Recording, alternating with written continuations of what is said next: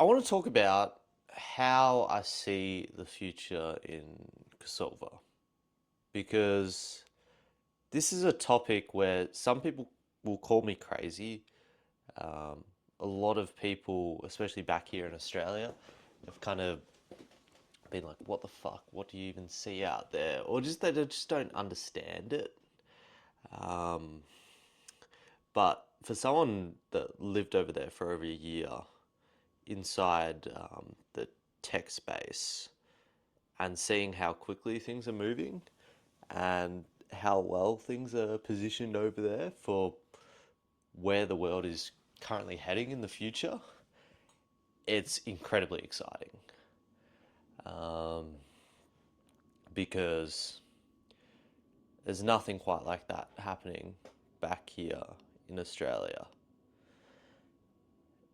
Now, what I see is where Kosovo could be is it's kind of up to a lot of things. This is just like my pure imagination and best case scenario, and just like me being optimistic.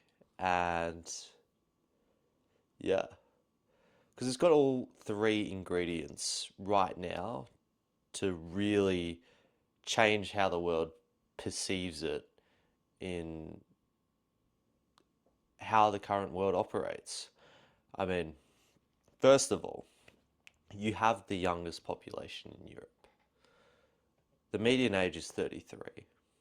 Compare that with the United States, 38, 39. Most of Europe is 45 plus. And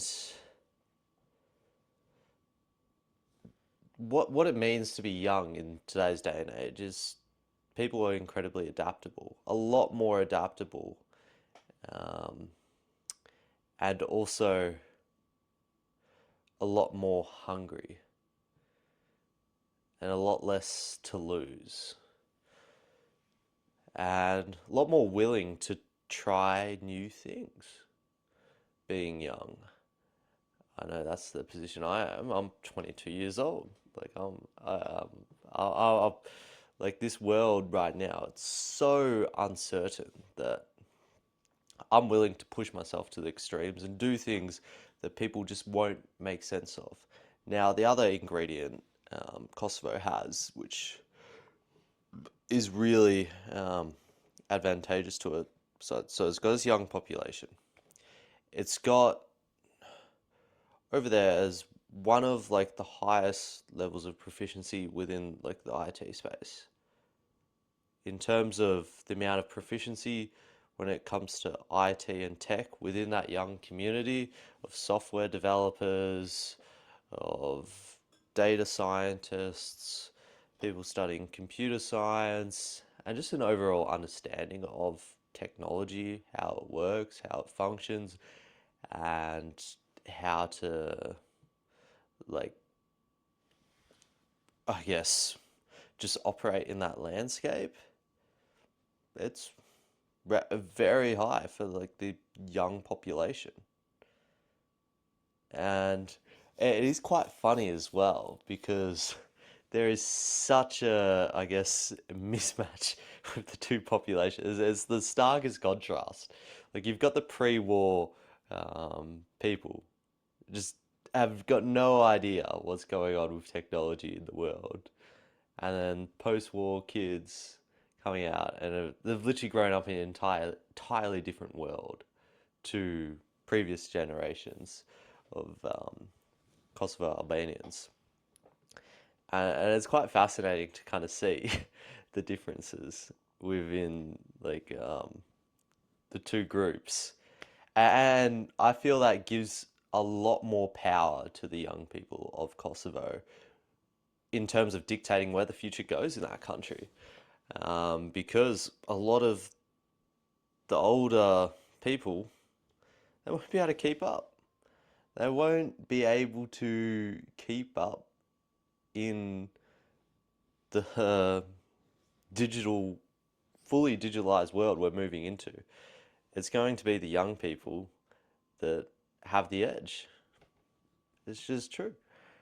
And a lot of that power is going to go to the young people of Kosovo, which I believe.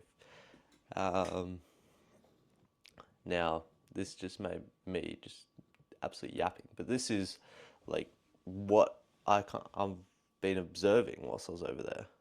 And then the third thing is, I guess, it's just that Western cultural, creative, artistic environment. Um, like it is combining the IT proficiency, the Western aligned culture, and that creativeness and AI in terms of like the output that can come out of Kosovo. It's like when it comes to digital work, and it's just through the roof. The country has never been able to produce, have never been able to produce this much stuff digitally ever.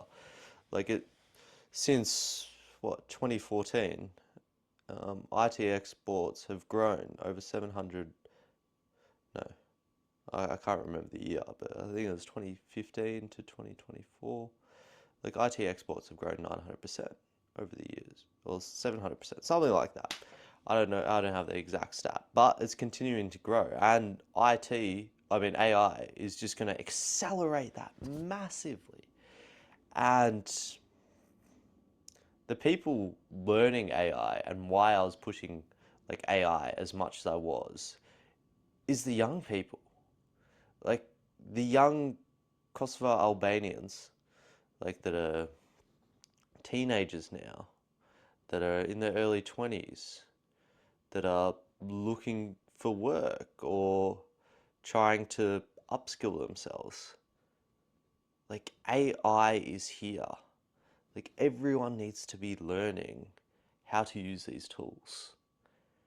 And that's why I just wanted to like push that as much as I could. Like I didn't necessarily um I was more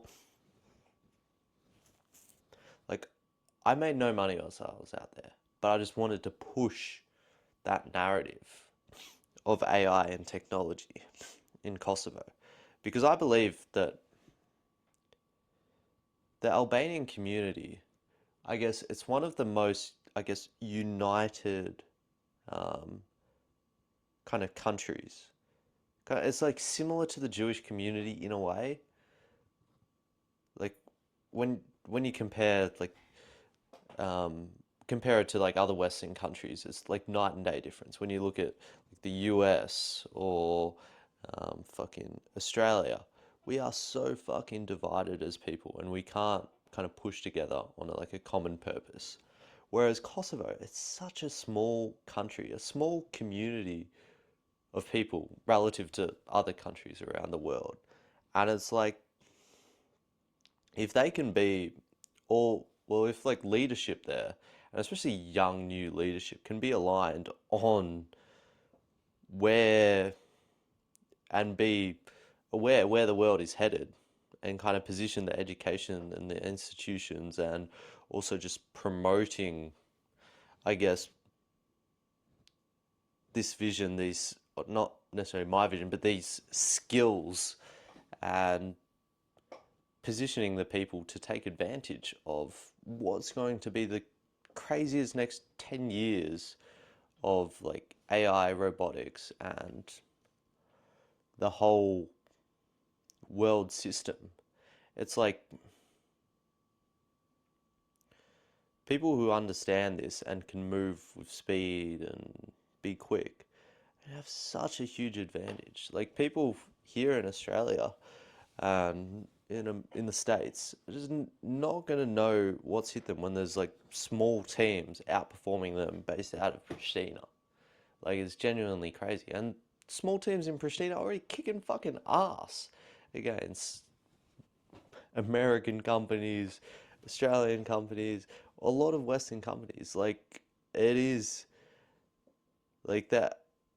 spirit on like a really solid team and a team of winners and like people all working together on a common goal out in Pristina. It is dangerous. It is dangerous. And I'm so keen to get back out there and really just fucking push.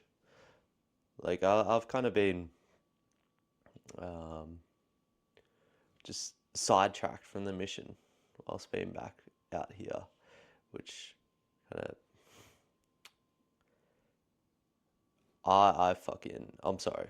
I apologize for it. Like I need to be better, but it's kind of woken me up to be like made me realize I don't want to be in Australia. I don't want to live a normal life. I need to fucking I need to I fucking set out on this mission when I first um, moved to Kosovo, and I want to see it through because I had the craziest fucking year of my life out there, most life-changing shit that it's like, and in terms of as well, like showing people or just showing belief in Kosovo and seeing how that's helped other people believe in themselves, it's priceless for me. And I am so inspired by the young generation of Kosovo, what they have grown up in, and what they're pushing themselves to do, that I am so excited to see what they create and build. Like, I ain't the smartest fucking cookie. I'm pretty fucking dumb, but it's like, there are so many fucking bright, young, superstar kids out in Kosovo that are going to do so many incredible things as we move into this new world. And yeah, I want to be able to share that to the world, show what's being built, and also just push this message as much as I possibly can, because it's only going to get louder and louder, and more people are going to start noticing. Doesn't take much. Like you saw Greg Moran's documentary, like he sees it as well. And so many people in the IT space see it as well. Now, I may not be saying everything correct here. I'm not saying everything will happen, but this is what I believe and why I believe it. And I hope that can help you kind of understand where my head's at with this and where and why I was so excited whilst I was out in Kosovo. I kind of lost that spirit was when I come back here, but now I'm making this YouTube channel and kind of documenting the whole journey. Like the videos will get better quality, I promise.